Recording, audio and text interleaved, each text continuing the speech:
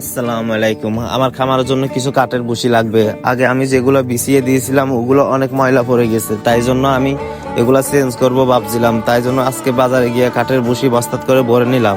ভরে নেবার শেষে গাড়ির জন্য আমি অনেকক্ষণ দাঁড়ালাম, তারপরে একটা গাড়ি পেলাম, গাড়িতে উঠে গেলাম। উঠে যাওয়ার পরে আমাদের বাজার থেকে আমাদের বাড়ির পথের দিকে রওনা দিলাম। গাড়ি চলতেছে, আমরা করতেছি, আমি আমার ক্যামেরাম্যানের সাথে কথা বলতেছি। তারপরে গাড়ি আমাদের বাড়ির সামনে দাঁড়ায় আমাদেরকে নামা দিল, কারণ আমাদের বাড়ির গাড়া অনেক দূর, আমাদের বাড়ি অনেক ভিতরে। তাই জন্য আমি মাথাত করে নিয়ে আসতেছিলাম। অর্ধেক আসার পরে আমার মাথা ধরে গেল, আমার মাথা ব্যথা করতেছিল, কারণ কাঠের বুশিগুলো অনেক অনেক ওজন ছিল। তাই জন্য আমার শাস্তায় তার মাথাত করে নিয়ে নিল অর্ধেক। আমি অর্ধেক নিচ্ছি, সে অর্ধেক নিতেছে, কারণ আমাদের বাড়ির গাড়াটা অনেক বড়, আমার বাড়ির রোডটা অনেক বড়, ওইদিকে রিক্সা ঢুকে না। তাই জন্য তারপরে আমি ঘরে আসি, এগুলা সবগুলা কোদাল দিয়ে টাইনে টাইনে উঠে নিতেছি, কারণ এগুলা সবগুলা জমে একদম মাটির মতো শক্ত হয়ে গেছে। এগুলা উঠে নেবার পরে তারপরে আমি বসিগুলা আরেক বস্তাতে নিয়ে নিলাম। এটা সব বড় বস্তা তো, তাই জন্য ছোট একটা বস্তা করে নিয়ে নিলাম। সবগুলা একসাথে নেওয়ার পর আমি আস্তে আস্তে নিতেছিলাম, কিন্তু বস্তায় আমি কাঠের গুঁড়াগুলো শুকাতে পারি নাই, কারণ আজকে আমাদের সারাদিন এদিক রোদ ছিল না। আরও আমার খামারগুলো আমি পরিষ্কার করে ফেলছিলাম, তাই জন্য ভিজাই কাঠের গুঁড়া দিয়ে দিলাম, কারণ ওখানে আমার লাল বাতি জ্বলাতো, তাই জন্য দিয়ে দিলাম, কোনো সমস্যা হবে না।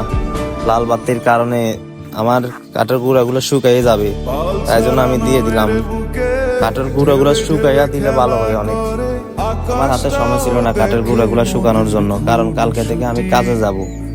কাজ থেকে আসি আমি সন্ধ্যার সময়, তাই জন্য শুকাবের কোনো সিস্টেমই নাই। আমি যদি সকালে চলে যাই আসি সন্ধ্যার টাইমে, তাই জন্য আমি এগুলো শুকাই নাই, এমনিই দিয়ে দিলাম। ভিজা কাঠের গুঁড়াগুলো দিয়ে দিলাম, কারণ আমার এখানে সবসময় লাল লাইট একটা জ্বলে, বাল্ব একটা জ্বলে, বাল্বের আলোতে এটা শুকাইয়া যাবে, সমস্যা নাই তেমন। আমি কোয়েল পাখি পালার সাথে সাথে আরো কাজ করি, সারাদিন কাজে থাকি। আমি সকালে চলে যাই, বিকালে কাজ থেকে আসি, তারপরে আমি পাখিগুলাকে অনেক সময় দিই। দেখেন কাঠের গুঁড়া ডালার সাথে সাথে আমার পাখিগুলা সবগুলো উঠে ওখানে খেলাধুলা করতেছে।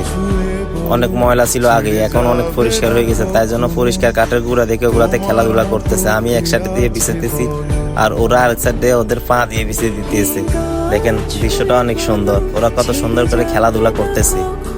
আমার ক্যামেরাম্যানও বলতেছে এগুলাকে সরাই দে, আমি থাক, এটা নিজে সরাই দিব, আমি সরানো লাগবে না। দেখেন কত কিউট ভাবে এগুলা ঠোপরা করতেছে। পাখিগুলা আসলে দেখতে অনেক সুন্দর। সবশেষে একটা কথাই বলতে চাই, যারা আমাদেরকে সাপোর্ট করতেছেন তারা আমাদেরকে বেশি বেশি করে সাপোর্ট করেন। আপনাদের সাপোর্টে আমি কিছু করে দেখাতে পারবো।